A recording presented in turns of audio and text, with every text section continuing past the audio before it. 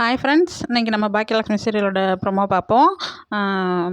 ஈஸ்வரி அம்மா வந்து ரொம்ப டென்ஷனாகவே இருக்கிறாங்க. ஏன்னா அந்த ராதிகா வந்து வீட்டுக்குள்ளே வந்துட்டா, இவளை எப்படிடா விரட்டலாம், என்ன சொல்லிடா இது பண்ணலாம் அப்படின்னு சொல்லிட்டு ஏதாவது ஒன்று பண்ணுவா. அவளை பிடிச்சி கழுத்தை பிடிச்சி வெளியில் தள்ளிடலான்னு சொல்லிட்டு ரொம்பவே டென்ஷனாகவே இருக்கிறாங்க. என்ன பண்ணலான்ட்டு அப்போது கிச்சனுக்கு போய் ராதிகா காஃபி போட்டுக்கிட்டு இருக்கிறாங்க. பாக்கியாவும் காஃபி போடுறாங்க. 2 பேரும் பேசிகிட்டே காஃபி போட்டுட்டு வர்றாங்க. அப்போது ஈஸ்வரி அம்மாவுக்கு வந்து பாக்கியா கொடுக்குறா, கோபிக்கு வந்து ராதிகா கொடுக்குறா. பாரு கோபி, இது ஒரு காஃபியா? இங்கே பாரு, இது வந்து வர காப்பி மாதிரி இருக்குது. இதுதான் காப்பி பார்த்தியா? பாக்கியா வந்து எவ்வளோ அழகாக டீ போட்டு காஃபி போட்டு கொடுக்குறான்னு சொல்லிட்டு, இவ கூடலாம் எப்படி தான் நீ குடும்பம் நடத்துறியோ, இவளை எதுக்காண்டிடா உனக்கு பிடிச்சது அப்படின்னு சொல்லிட்டு சரி அம்மா கோபியை சத்தம் போடுறாங்க. அம்மா விடுங்கம்மா, அது ஏம்மா பழசையே பேசிகிட்டே இருக்கிறீங்க அப்படின்னு சொல்லிட்டு கோபி வந்து சமாளிக்கிறாரு.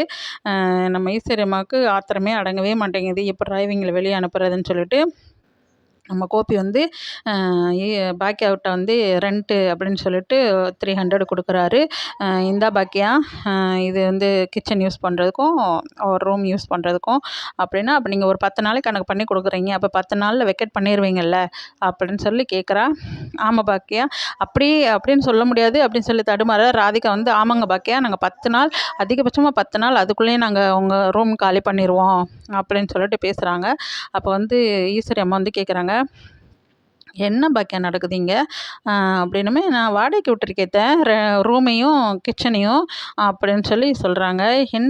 என்னையிலேருந்து பாக்கியா நீ இப்படி எல்லாமே காசாக பார்க்க ஆரம்பிச்ச அப்படின்னு, எல்லாமே உங்ககிட்ட இருந்து தான் அத்தை கற்றுக்கிட்டேன். நல்லதாக இருக்கட்டும் சரி, கெட்டதாக இருக்கட்டும் சரி, எதை எப்படி பார்க்கணும் அப்படின்னு சொல்லிட்டு எல்லாமே உங்ககிட்ட இருந்து தான் அத்தை கற்றுக்கிட்டேன் அப்படின்னு சொல்லிட்டு நம்ம பாக்கியா சொல்கிறாங்க. நீ முன்ன மாதிரி இல்லை பாக்கியா, நீ ரொம்பவே மாறிட்ட. உன் வாழ்க்கையை கெடுத்தவ, அவளை வீட்டுக்குள்ளே வச்சுக்கிட்டு நீ பேசுகிறதே எனக்கு பிடிக்கல, கொஞ்சம் கூட பிடிக்கல. அவளை நீ கழுத்தை பிடிச்சல நீ வெளியே தள்ளணும், அவளையே நீ வந்து ரூம்குள்ளே விட்ட அப்படின்னும்போது, ஏங்க அத்தை, அவங்க புருஷன் உள்ளே இருக்காங்க, பொண்டாட்டி எப்படி நான் கழுத்தை பிடிச்சி வெளியே தள்ள முடியும்? என் புருஷன் நம்ம வெளியே அனுப்புங்கன்னு சொல்லி கேட்குறாங்களே, அப்போ உங்கள் பிள்ளைய வெளியில் அனுப்பிடலாமா அப்படின்னு சொல்லி நம்ம பாக்கியா வந்து கேட்குறாங்க.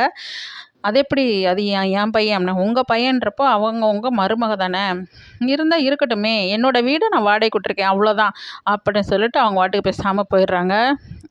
நம்ம ஈஸ்வரி அம்மாவுக்கு மூஞ்சில் அடித்த மாதிரி இருக்குது. என்னடா இவ இப்படி பேசுகிறா அப்படின்னு சொல்லிட்டு, அப்போ வந்து 2 பேரும் கூட்டுக்கலவாணியாக சேர்ந்துக்கிட்டாளுங்க.